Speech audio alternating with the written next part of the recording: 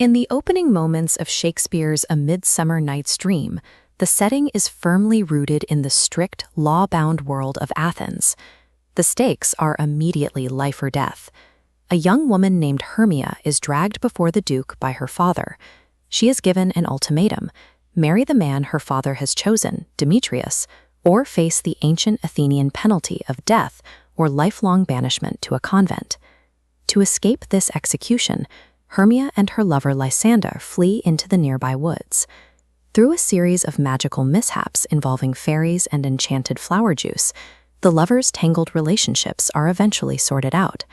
By the end of Act 4, the Duke overrides the father's demands, and the couples are saved and happily paired off. According to the standard mechanics of Shakespearean comedy, this is where the curtain should fall. The central conflict is resolved, order is restored, and the lovers are heading to the altar. But Shakespeare makes a structural choice that defies this logic. He extends the play for an entire fifth act, long after the primary plot has wrapped up. This entire final act is devoted to a play within a play. A group of amateur tradesmen, known as the Mechanicals, perform a clumsy, poorly written tragedy about two lovers, Pyramus and Thisbe, who commit suicide. Dedicating the entire finale of a sophisticated comedy to a badly acted miniature tragedy is a bizarre architectural decision. It forces us to ask what functional purpose this extended interlude is actually serving. It is easy to write off the Mechanicals and their terrible play as cheap comic relief, inserted simply to entertain the groundlings in the audience. However, this interlude is a highly precise meta-theatrical device. This is a moment where the play deliberately breaks its own illusion to comment on the mechanics of theater itself. The Pyramus and Thisbe performance is a carefully engineered structural mirror designed to reflect the main plot of the Athenian lovers. This mirror serves a dual function. It parodies the extreme melodramatic behavior of the play's main characters, while simultaneously defending Shakespeare's own minimalist methods of stagecraft. Examining how this strange finale is constructed reveals the logic that supports the entire play. This matrix places these storylines side by side. Both sets of lovers defy parental authority. Hermia rejects her father's choice, just as Pyramus and Thisbe do. Both are separated by a physical barrier, Athenian law or a literal wall. Finally, both couples plan a secret moonlight elopement. The dialogue within the interlude even directly mocks the main plot.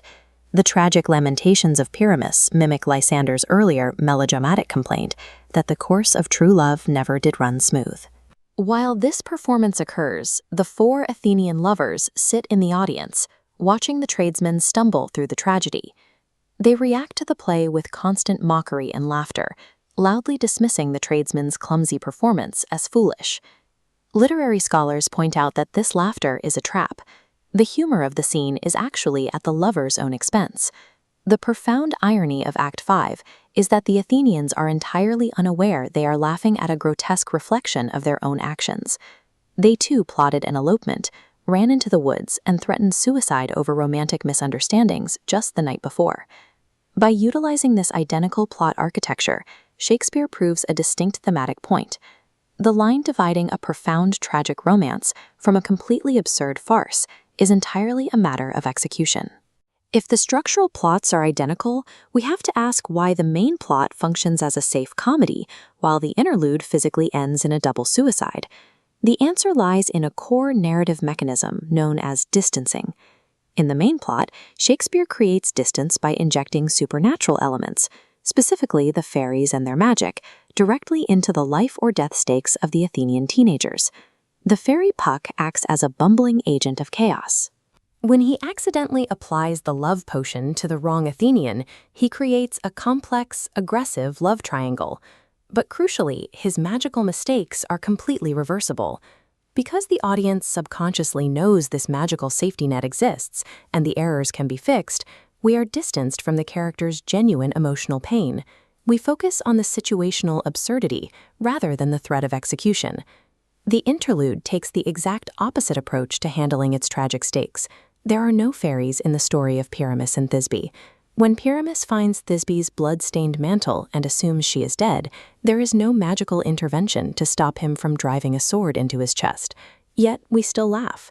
The interlude achieves its distancing effect through extreme, immersion-breaking theatrical ineptitude. For example, the actor playing the frightening lion stops mid-scene, breaking character to reassure the audience that he is not a real beast, but merely Snug the joiner. Distancing is the ultimate tool for manipulating genre. Shakespeare demonstrates that an actor's incompetence can create psychological distance and generate comedy just as effectively as fairy magic. Beyond parodying the lovers, the interlude turns its focus to the physical, practical reality of staging a play in the late 16th century. Looking at this historical sketch of an Elizabethan theater, the physical limitations are severe. There are no modern sets, no dynamic lighting rigs, and no special effects, just a bare, open wooden stage. This creates a central dilemma for the amateur mechanicals.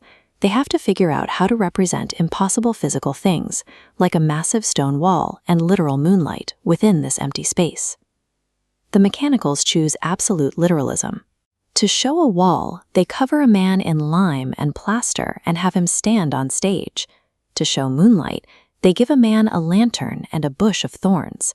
This hyper-literalism completely shatters the theatrical illusion.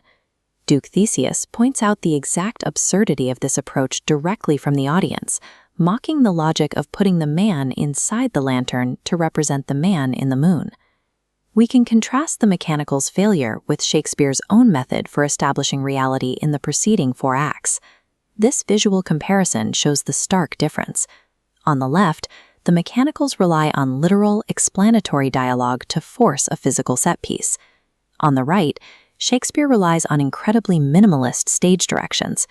Instead of building physical props, Shakespeare uses rich, poetic dialogue and vivid imagery to construct the complex, enchanting fairy world directly inside the audience's mind.